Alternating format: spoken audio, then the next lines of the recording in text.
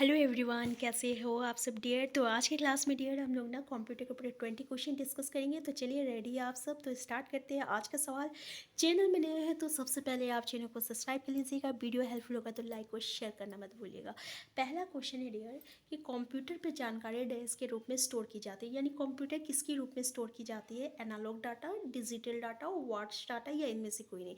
तो देखिए, ये जो कंप्यूटर पर जानकारी जो रहता है ना, ये आपका डिजिटल डाटा के फॉर्म में स्टोर किया जाता है, जिसमें जीरो आता है और वन आता है। ठीक है, तो इसको हम लोग क्या कहते हैं? डिजिटल डाटा कहते हैं। तो एक इलेक्ट्रॉनिक मेमोरी में जो वोल्टेज लेवल की अनुपस्थिति होती है ना, उसको जीरो के द्वारा दर्शाया जाता है, और जो उपस्थिति होती है ना, उसको एक के द्वारा दर्शाया जाता है। तो बस आपको ये याद रखना है कि डिजिटल डाटा के रूप में स्टोर किया जाता है। नेक्स्ट क्वेश्चन देखिए कि इनमें से कौन सा जो है हार्डवेयर का भाग नहीं है? कीबोर्ड, सेमीकंडक्टर मेमोरी, लैन, मॉनिटर। तो डियर सबसे पहले तो हम लोग ये देखते हैं कि हार्डवेयर होता क्या है। देखिए, कंप्यूटर दो भाग में होता है। एक पार्ट होता है, एक सॉफ्टवेयर होता है और एक आपका हार्डवेयर होता है। देखिए, सॉफ्टवेयर में वो चीज़ आता है जिसको आप ना देख सकते हैं ना ही छू सकते हैं, और हार्डवेयर वो होता है जिसको आप देख भी सकते हैं और छू भी सकते हैं। ठीक है, तो जैसे कि अगर हम बात करते हैं कीबोर्ड की, तो कीबोर्ड क्या है? एक तरह का हार्डवेयर है। सेमी कंडक्टर मेमोरी, ये क्या है? एक तरह का हार्डवेयर है। मॉनिटर, ये क्या है? एक तरह का हार्डवेयर है। लेकिन ये लेन जिसको हम लोग लोकल एरिया नेटवर्क कहते हैं, ये तो एक तरह का नेटवर्क है जो कि सॉफ्टवेयर में आ जाता है। ये आपका जो है हार्डवेयर का भाग नहीं है। ठीक है, आंसर सी करेक्ट आंसर है। नेक्स्ट क्वेश्चन देखिए कि कंप्यूटर में उपयोग आने वाली आईसी चिप्स किससे बनी होती है? तांबा से, सिलिकॉन से, स्टील से, प्लास्टिक से। आईसी आईसी मतलब होता है इंटीग्रेटेड सर्किट। क्या होता है? इंटीग्रेटेड सर्किट, जिसका विकास जो है ना 1958 में हुआ था। किसके द्वारा हुआ था? तो जैक किल्बी के द्वारा हुआ था तथा रॉबर्ट नोई, इनके द्वारा हुआ था। ये एक तरह का सेमी कंडक्टर मेमोरी होता है। कैसा मेमोरी होता है? तो सेमी कंडक्टर, जिसको हम लोग क्या कहते हैं? अदृश्य चालक कहते हैं। ठीक है, क्या कहते हैं? अदृश्य चालक कहते हैं। ठीक है, तो ये जो रहता है ये आपका सिलिकॉन से बना हुआ रहता है। देखिए, ये जो रहता है ना, आलू का जो चिप्स रहता है ना, उसके तरीके उसी के जैसा रहता है। इसलिए हम लोग इंटीग्रेटेड सर्किट को, आईसी को, चिप के नाम से भी जानते हैं। ठीक है, नेक्स्ट क्वेश्चन देखिए कि निम्नलिखित में से कौन विश्व का पहला लैपटॉप कंप्यूटर बाजार में लाया? Hewlett Packard, Epson, Laplink traveling software Inc और माइक्रोसॉफ्ट। आंसर जो है आपका करेक्ट आंसर आपका इप्सन है। आंसर बी जो है इसका करेक्ट आंसर है। तो याद रखिएगा, ये जो इप्सन जो है आपका HX20 के नाम से 1981 में आया था, और यानी 1981 में आया था। और ये जो है आपका, तो ये बस याद रखिएगा, जो इम्पोर्टेंट है वही हम आपको बता रहे हैं। नेक्स्ट है आपका कि लाइट पेन क्या है?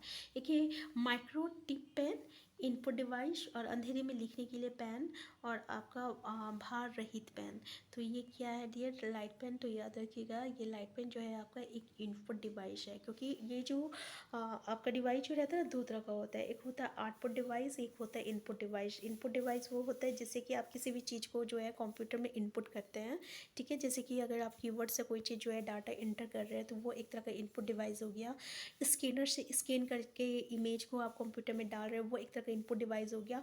आउटपुट वो हो गया जैसे कि आप रिजल्ट जो है निकल रहा है, इन्फॉर्मेशन निकल रहा है, जैसे कि प्रिंटर से सॉफ्टवेयर कॉपी निकल रहा, सॉफ्टवेयर जो है सॉफ्ट कॉपी जो है हार्ड कॉपी में निकल रहा। तो ये जो प्रिंटर हो गया, ये आपका एक तरह का आउटपुट डिवाइस हो गया।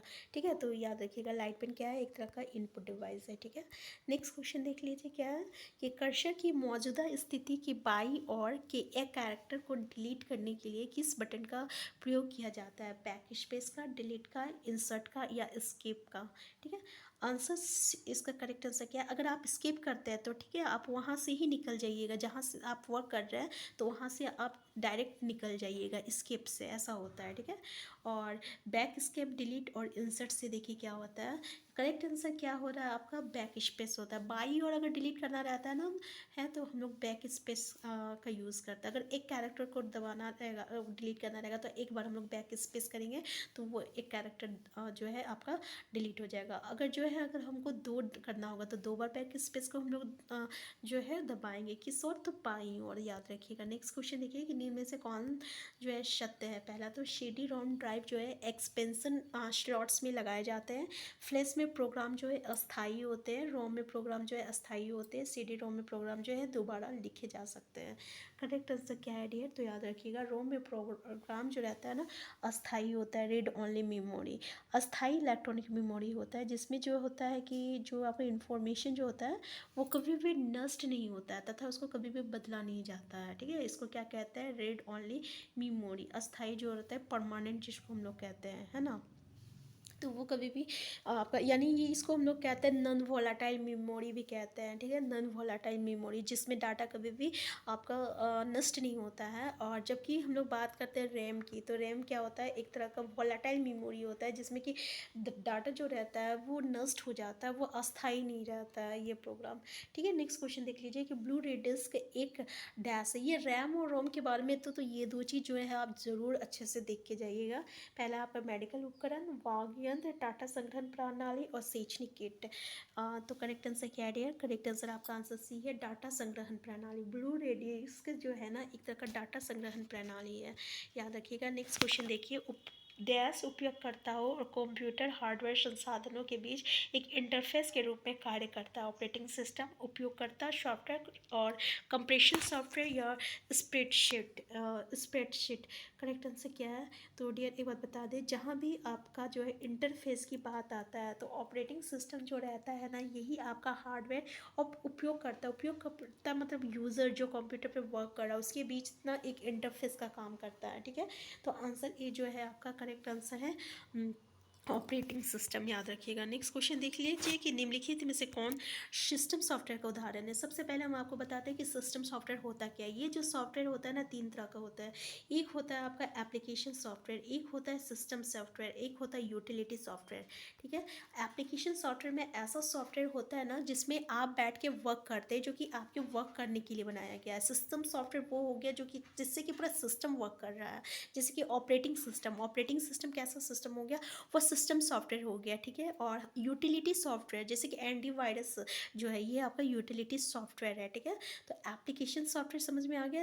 एप्लीकेशन सॉफ्टवेयर में कौन कौन आ जाएगा? जैसे कि MS वर्ड हो गया, इस पर बैठ के आप MS वर्ड में टाइपिंग कर रहे हो, अपना कुछ भी मतलब लेटर लिख रहे हो, कुछ भी लिख रहे हो। ठीक है ना, फिर MS एक्सेल हो गया, MS एक्सेल के बाद आपका पावर पॉइंट हो गया। ये सब जो है ये जो है आपका ये एप्लीकेशन सॉफ्टवेयर में आता है। जबकि सिस्टम सॉफ्टवेयर में वो आ गया जैसे कि लिनक्स हो गया, ठीक है ना, ऑपरेटिंग सिस्टम हो गया। ये सब जो है आप लिनक्स ऑपरेटिंग सिस्टम ये किस में आ जाएगा?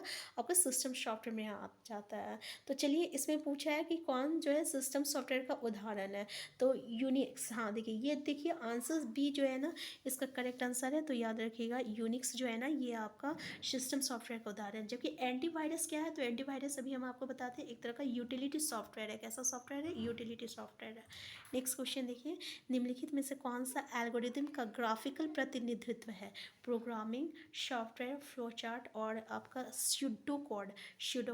यहाँ एल्गोरिदम का ग्राफिकल प्रतिनिधित्व है। ठीक है, तो यहाँ पे देख लीजिए आंसर सी जो है एक करेक्ट आंसर है। ये जो फ्लो चार्ट है ना ये आपका जो है जो एल्गोरिथम आप बनाते हैं ना उसको हम ग्राफिकली रिप्रेजेंट करते हैं। यानी जो एल्गोरिथम हम लोग लिखते हैं ना उसी को फ्लो चार्ट के द्वारा हम लोग क्या कहते हैं? उसको रिप्रेजेंट करते हैं ग्राफिकली। ठीक है, तो सबसे पहले हम लोगों को फ्लो चार्ट बनाना रहता है, फिर एल्गोरिथम उसी के द्वारा लिखा जाता है। ठीक है, तो याद रखिएगा फ्लो चार्ट जो रहता है ये एल्गोरिथम का ग्राफिकल प्रतिनिधित्व करता है। नेक्स्ट क्वेश्चन है आपका कोवल क्या है? तो कोवल आपका कोयले की राख है, कंप्यूटर भाषा है, एक नई तोप है या विशेष कदर। सबसे पहले बात हम लोग कंप्यूटर के बारे में जा रहे तो कोयले की राख तो हो नहीं सकती, नई तोप ये भी नहीं हो सकता, विशेष गेंद छोड़िए, इसका आंसर भी देख लीजिए, इसका करेक्ट आंसर है। ठीक है, इसका कोवल देखिए कोवल का कभी कभी फुल फॉर्म भी आ जाता है, इसके बारे में हम लोग देख लेते हैं। COBOL कोवल मतलब होता है कॉमन बिजनेस आपका ओरिएंटेड लैंग्वेज।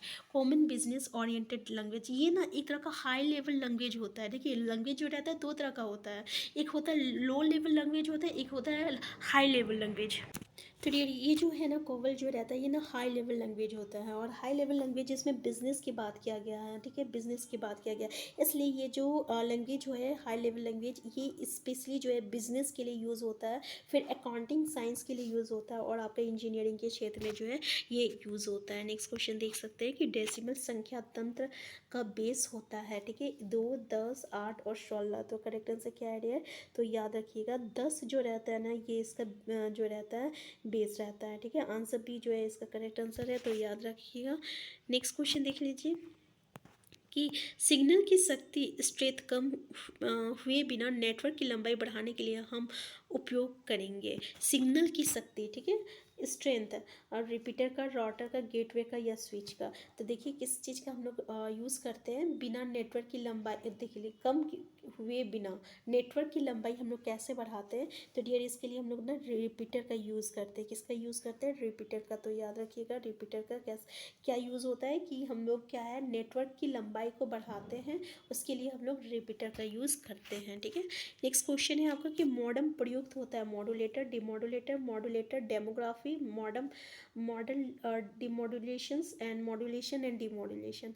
तो करेक्ट आंसर क्या है आपका? याद रखिएगा मॉडर्न जो प्रयुक्त होता है मॉडुलेटर और डीमॉडुलेटर के लिए, ठीक है। तो इसमें एक बात का ध्यान दीजिएगा कि मॉडर्न जो रहता है ना, ठीक है, मॉड्यूलेटर और डीमॉड्यूलेटर। तो याद रखिएगा मॉडर्न जो किसके लिए प्रयुक्त होता है? मॉड्यूलेटर और डीमॉड्यूलेटर का में प्रयोग होता है, ठीक है। तो ये करता क्या है? तो देखिए डियर ये जो मॉड्यूलेटर और डीमॉड्यूलेटर क्या होता है ना, जो आंकड़ा होता है ना उसको संवेगों में परिवर्तित करता है और टर्मिनल से कंप्यूटर में ट्रांसफ़र करता है, फिर कंप्यूटर से टर्मिनल में करता है, ठीक है, यानी टर्मिनल से कंप्यूटर में और कंप्यूटर से टर्मिनल में, यही काम रहता है मॉड्यूलेटर और डीमॉड्यूलेटर का। नेक्स्ट क्वेश्चन देख सकते हैं कि सबसे पहला वेब ब्राउज़र का नाम डैश था और इसे डैश द्वारा विकसित किया गया था। पहला ऑप्शन देख लीजिए, Gopher Bill Gates, World Wide Web Tim Berners Lee, और गोफर और Tim Berners Lee, World Wide Web Bill Gates. Correct answer क्या है? तो ये तो आपको पता होगा वर्ल्ड वाइड वेब, ये जो है दुनिया का पहला वेब ब्राउज़र है www।